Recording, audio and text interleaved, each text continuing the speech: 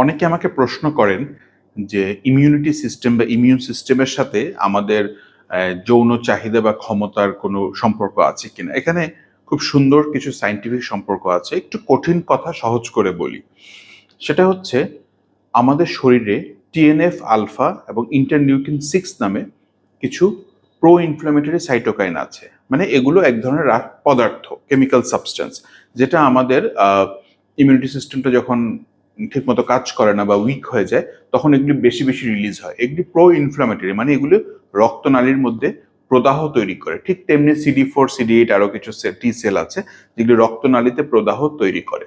তো প্রদাহ তৈরি করলে কি হয়? প্রদাহ তৈরি করলে রক্ত চলাচল বা ব্লাড সার্কুলেশন ঠিকমতো হয় না। ফলে দেখা যাচ্ছে যে আর্টারিজেনিক ইনসাফিসিয়েন্সি হয়। মানে আমাদের যখন ইরেকশন হয় বা লিঙ্গ উত্থানের যে প্রক্রিয়াটা আছে সেখানে আর্টারির মাধ্যমে যে ব্লাডগুলো যায়, আমরা জানি যে আর্টারির মাধ্যমে ব্লাড যায়, ভেইনের মাধ্যমে ব্লাড আসে। এই আর্টারির মাধ্যমে যে ব্লাডগুলো যায় সেটা ঠিকমতো যেতে পারে না।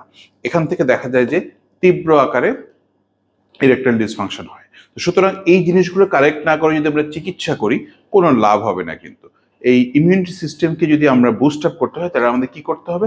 অ্যান্টি ইনফ্লামেটরি, মানে প্রদাহ হয় না এমন খাবার খেতে হবে। মানে ভাজা পোড়া খাওয়া যাবে না, অতিরিক্ত লবণ ফাস্টফুড এগুলি খাওয়া যাবে না, এবং প্রচুর ব্যায়াম করতে হবে যার যার সাধ্য অনুযায়ী। যেমন যার ব্যাক পেন আছে সে হয়তো পরামর্শ অনুযায়ী ব্যায়াম করবে, যার হাঁটুতে ব্যথা আছে সে পরামর্শ অনুযায়ী ব্যায়াম করবে। মানে মোট কথা হচ্ছে শারীরিক কসরত করতে হবে এই জিনিসগুলোর জন্য।